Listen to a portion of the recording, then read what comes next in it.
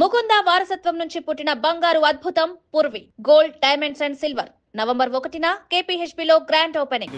Second ప్రెగ్నెన్సీని announce చేశారు. Double promotion అని చెప్పేసి టెస్ట్ ఇచ్చారు. ఎలా ఉండబోతుంది? హ్యాపీగా ఉంది. అంటే ట్విన్స్ ఉన్నారట మేడం కడుపులో. ఇద్దరు బాబులే పుడతారు. మేడం చిరంజీవి గారు అడిగారు, రే చరణ్ ఒక బాబునివ్వరా అని. అలాగే ఇప్పుడు ఒక బాబు కాదు, ఇద్దరు బాబులే పుడతారు. ఒకళ్ళు కొణిదెల వెంకట్రావు గారు పుడతారు, ఇంకొకళ్ళు కొణిదెల చిరంజీవి గారు, శివశంకర వరప్రసాద్ గారు.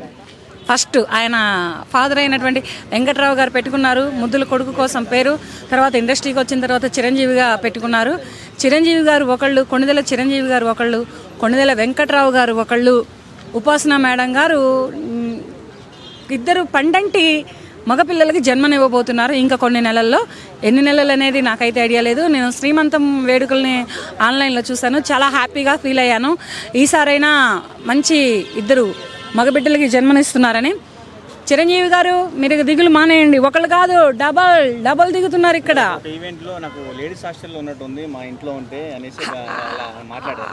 దానికోసమే అదర్ పార్టీ వాళ్ళు అసభ్యకరమైన మాటలు కూడా మాట్లాడారు. ఆడపిల్లల వారసులు కారా అన్నట్లుగా.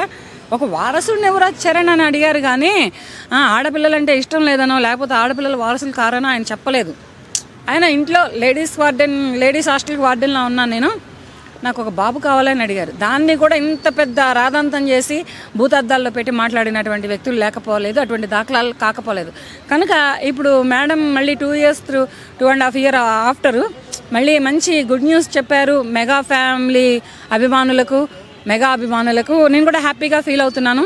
నేను చెబుతున్నాను, ఇద్దరు మంచి కమల పిల్లలు, పండంటి మగపిల్లలు పుడతారు ఉపాసన మేడం గారికి. చిరంజీవి గారు ఇక మగపిల్లలు లేరనే చింతే అక్కర్లేదు, ఇక వస్తూనే ఉంటారు. కానీ ఈ డెలివరీ కాకుండా ఇంకొక డెలివరీకి ఉంచుకుంటే కూడా బాగుంటుందని నేను కోరుకుంటున్నాను. దయచేసి ఉపాసన మేడం గారు 4 members మీరు కొంచెం అబ్జర్వేషన్ పెట్టండి. ఎవరైనా కానీ అంటే ఆస్తులు ఉన్నాయా అంతస్తులు ఉన్నాయా అనేది కాదు, పిల్లలు ఎంతమంది అని అడుగుతారు కానీ ఆస్తులు ఎంత సంపాదించారని అడగరు.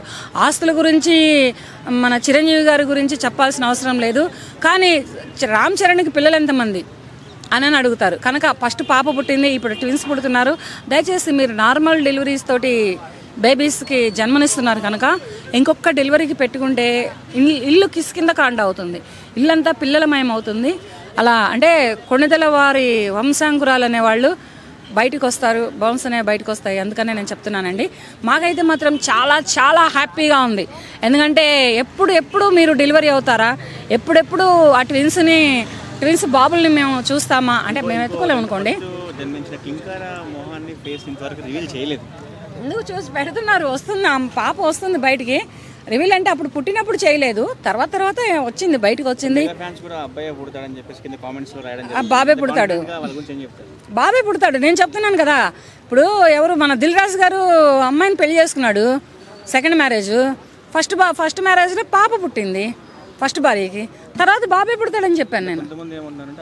హాస్పిటల్ అదే కాబట్టి అబ్బాయి పుట్టేలాగా కొన్ని మెడికేషన్స్ చేస్తున్నారు అన్నట్టుగా మాట్లాడుతున్నారు. అవన్నీ ఫేక్ మాటలు, లాక్ మాటలు మాట్లాడద్దు. అది దేవుడిచ్చే సృష్టి. మనిషి జన్మ అంటేనే దేవుడు సృష్టించిన సృష్టి, అంతేగాని అబ్బాయిలే పుడతారు అమ్మాయిలే పుడతారు అనే మాటలు కాదు. ఇప్పుడు దిల్ రాజు గారికి బాబు పుడతాడు అన్నాను సెకండ్ లైఫ్లో, అలాగే బాబే పుట్టాడు. అలాగే ఇప్పుడు ఉపాసన మేడంకి 2 బాబులు పుడతారని చెబుతున్నాను, అలాగే బాబులే పుడతారు. అంతేగాని అవేవో వాడతారనో ఇవేవో చేస్తారనో కాదు. అది ప్రకృతి సిద్ధం.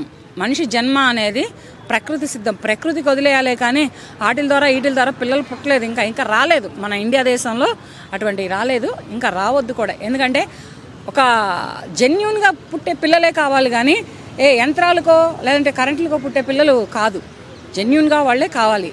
అలాగే మెగా ఫ్యామిలీలో మెగా వారసులు చిరంజీవి గారికి ట్విన్స్ మనవళ్ళు పుట్టబోతున్నారు, 2 మనవళ్ళు పుట్టబోతున్నారు. నేను కామెంట్లో పెట్టాను దిల్ రాజు గారికి బాబే పుడతాడని. ఇప్పుడు మీడియా ముందర చెప్తున్నాను, మెగా ఫ్యామిలీలో చిరంజీవి గారికి 2 మనవళ్ళు పుడుతున్నారు. రామ్ చరణ్ గారు ఒకటేసారి 2 బాబులను ఎత్తుకుంటారు. ఆ బాబుల్ని చూసే అదృష్టం, లైవ్లో చూసే అదృష్టం అంటే ఎత్తుకునే అదృష్టం మాకు లేకపోవచ్చు, కానీ నేను మాత్రం గట్టిగా చెప్తున్నాను అన్నమాట. వెయిట్ చేస్తున్నాము. ఉపాసన మేడం గారు మీరు ఎప్పుడు డెలివరీ అవుతారా, ఎప్పుడు శుభవార్త చెప్తారా అని వెయిట్ చేస్తున్నామండి. మీ కళ్ళల్లో ఆనందమే కానీ, మీ ఫ్యామిలీ కళ్ళల్లో మనసుల్లో ఆనందమే కానీ మేము వీడియో ద్వారా చూసాము, పంచుకున్నాము. వెయిట్ చేస్తున్నానండి.